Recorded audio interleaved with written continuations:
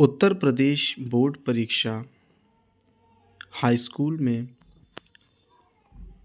22 फरवरी 2024 को आज हिंदी का पहला पेपर हुआ है और आज हम आपको इस पेपर का एनालाइज़ कराएंगे। इस पेपर के बारे में आपको बताएंगे कि कैसे प्रश्न पूछे गए और पेपर का स्तर क्या था और जो इसमें बहुविकल्पी प्रश्न पूछे गए हैं खंड आ में 1 से 20 उनके उत्तर के बारे में भी आपको बताएंगे। तो पूरा पेपर आपको अच्छे से दिखाया जाएगा। पेपर का आप क्रमांक संख्या देख लें 901 801 HD। इस पेपर को हम एनालाइज़ कर रहे हैं और अगर आप लोग किसी और पेपर के बारे में जानना चाहते हैं तो वो आप पेपर भी हमको व्हाट्सएप कर सकते हैं ताकि हम उसका एनालाइज़ कर दें। चलिए शुरू करते हैं। देखिए, सबसे पहले इसमें जो बहुविकल्पी प्रश्न पूछा गया है उसमें पहला प्रश्न ये है कि हिंदी साहित्य के श्रेष्ठ निबंधकार, आलोचक एवं इतिहासकार के रूप में जाने जाते हैं। इसका सही आंसर है आचार्य रामचंद्र शुक्ल जी। दूसरा प्रश्न है महादेवी वर्मा द्वारा रचित रेखाचित्र है अतीत के चलचित्र।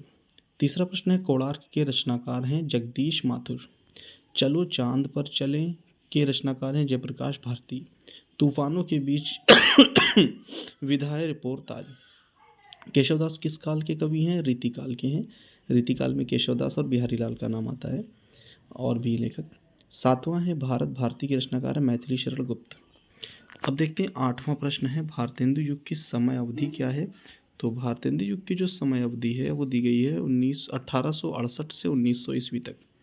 प्रश्न संख्या 9 है सुमित्रानंद पंत की रचना नहीं है, कामायनी नहीं है, बाकी युगांत, स्वरधूल, ग्राम्या ये सब हैं।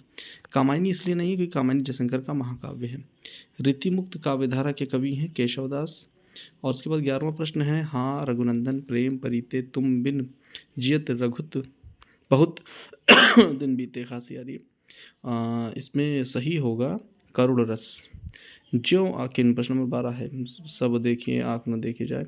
इसमें कौन सा अलंकार है? इसमें अलंकार है रूपक अलंकार। सोठा छंद के पहले और तीसरे चरण में 11-11 मात्राएं होती हैं, दूसरे और चौथे में 13-13 मात्राएं। तो यहाँ 11-11 मात्राएं जो है वो सही है। 13वां प्रश्न हो गया है। अब प्रश्न संख्या है 14। 14वां प्रश्न आपके सामने है सुगम शब्द में प्रयुक्त उपसर्ग कौन सा है? सु है।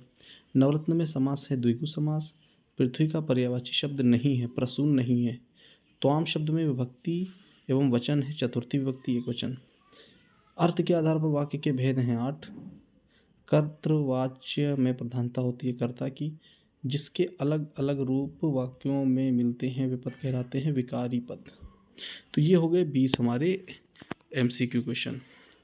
अब खंड आ अभी दिखा चुके हैं। बा में निम्नलिखित गद्यांश पर आधारित दिए गए प्रश्नों के उत्तर देना है। सबसे पहले आपको पैसेज देख लीजिए। जो वृद्ध हो गए हैं, जो अपनी बाल्यावस्था और तरुणावस्था से दूर हो गए हैं, ये पैसेज आपके सामने है। ये पैसेज जो है पूछा गया, इस पाठ का नाम था क्या लिखूं। इसको लिखा है पद्मलाल पुन्नालाल बख्शी ने। इसी के ऑप्शन में जो अगला पैसेज है बहुत ही अच्छा और बहुत ही आसान पढ़ाया हुआ भी आया है। सब कुछ पढ़ाया हुआ आया था। ईर्ष्या का संबंध प्रतिद्वंद्विता से है। ईर्ष्या शब्द से ही पता चल गया कि इस चैप्टर का नाम है ईर्ष्या तू न गई मेरे मन से और इसको लिखने वाले हैं रामधारी सिंह दिनकर जी। तो आगे देखते हैं इसमें और क्या पूछा गया है।